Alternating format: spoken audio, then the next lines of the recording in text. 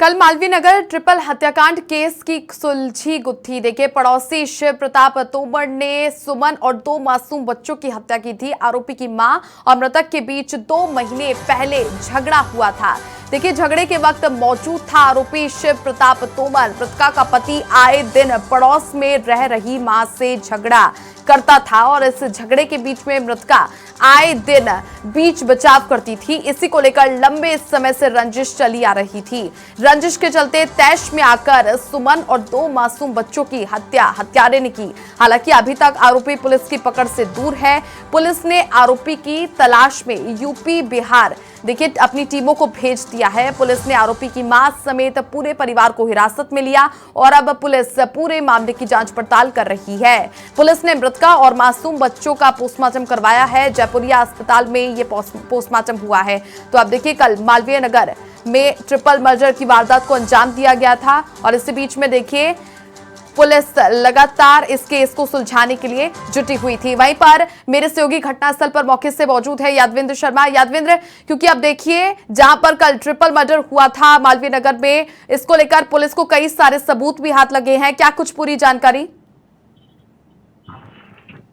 देखिए छवि, मैं बता दूं कि पुलिस जिन कड़ियों को जोड़ रही थी, सारी कड़ियां जो है मिल चुकी है और जो हत्याकांड में जिसने इस जघन्य हत्याकांड को अंजाम दिया उस शख्स को भी पुलिस जो है लगातार तलाश कर रही है। पुलिस की आरोपी की तलाश में पुलिस ने बिहार, यूपी जो इटावा पड़ता है, जो कि मूल रूप से जो आरोपी जो इटावा का रहने वाला है शिव प्रताप तोमर, उसकी तलाश में कुछ टीमों को वहां से भेजा गया है।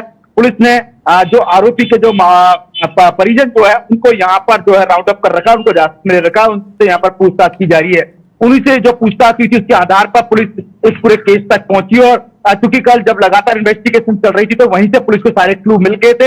एक सबसे बड़ी बात ये सामने आई थी कि जो ये पूरा घटनाक्रम हुआ है, ये कोई 1 दिन का 2 दिन का झगड़ा नहीं था जिसकी वजह से सुमन की और उसके 2 मासूम बेटों की यहाँ पर हत्या कर दी गई।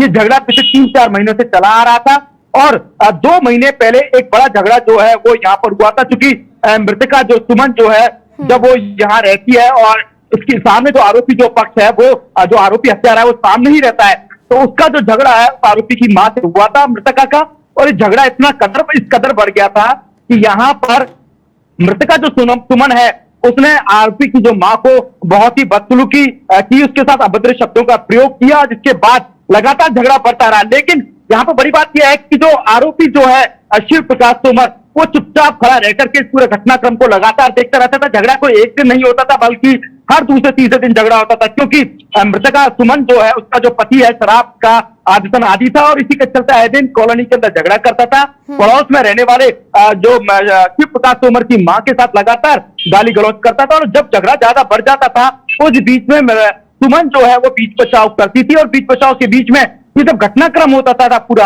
इस घटनाक्रम के बीच में लगातार आरोपी जो है इस घटनाक्रम को देखता रहता था, लेकिन कोई शब्द नहीं बोलता था, झगड़े में इन्वॉल्व भी नहीं होता था।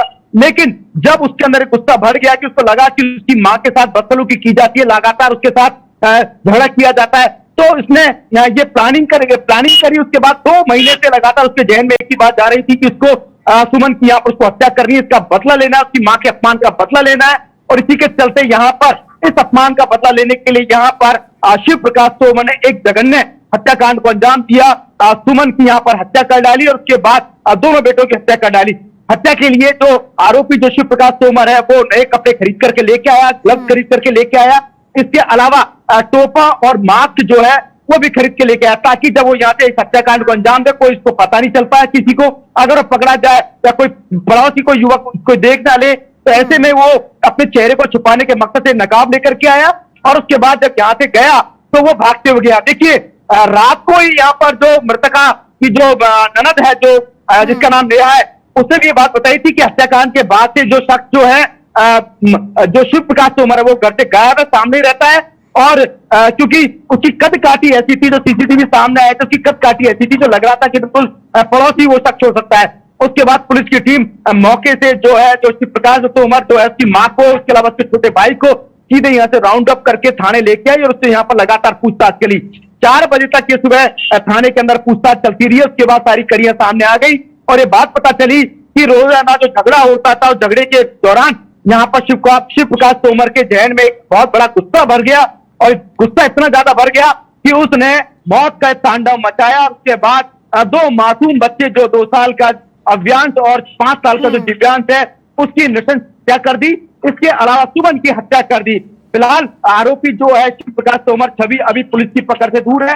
पुलिस ने आरोपी की तलाश में यूपी, क्योंकि ये जो आरोपी है जो मूल रूप से जो है इटावा का रहने वाला है यूपी के अंदर, तो ऐसे में इटावा के अंदर यहाँ पर जो अपनी टीमें भेजी है, इसके अलावा बिहार भी अपनी टीमें भेजी है।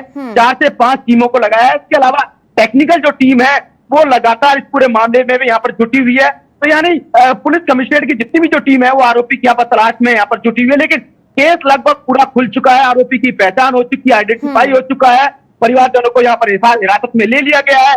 लेकिन जो हत्याकांड हुआ है, देखिए छवि, उसने पूरे राजधानी को हिला के रख दिया, क्योंकि एक साथ एक ही घर में 3 मौत, हत्या को अंजाम देना, उसके बाद बिल्कुल यादवीर, लेकिन पुलिस ने अपनी टीमें तैनात कर दी है। ऐसे बीच में देखिए यहाँ पर एक फैक्ट भी सामने आया है कि जिस दुकान से उसने चाकू खरीदा था, काफी पैना ये चाकू भी बताया जा रहा है, उसने कहा था दुकानदार को, दुकानदार ने दे चुकी पुलिस को सीसीटीवी फुटेज भी दी है कि एक मांस काटने का चाकू चाहिए, ऐसा भी उसने कहा था। उसके बाद में देखिए जैसे ही सभी को इस बात का पता चलता है तो दुकानदार ने पुलिस से कॉन्टेक्ट भी किया।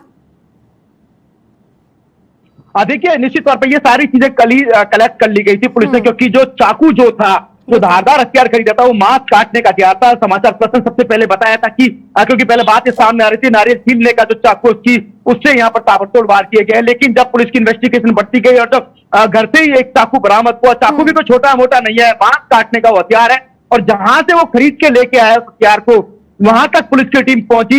इसके अलावा जो कपड़े उसने खरीदे, इसके अलावा ग्लव्स जहां से खरीदा, इसके अलावा जो उसने मास्क, नकाब, जो टोपा जो खरीदा, उन सब जगह तक पुलिस की टीम पहुंची। और क्योंकि देखिए पुलिस के पास एक मजबूत एविडेंस रहता कि क्योंकि आरोपी, चलिए यादवेंद्र, क्योंकि अब देखिए यहाँ पर पुलिस को पूरी जो है यहाँ पर गुत्थी सुलझा ली है पुलिस ने, लेकिन अब देखना ही होगा कि तमाम टीमें तैनात कर दी है, लेकिन जल्द ही पुलिस की गिरफ्त में आरोपी आ जाए, इसको लेकर के तमाम जो है अपडेट्स यहाँ पर पुलिस की ओर से भी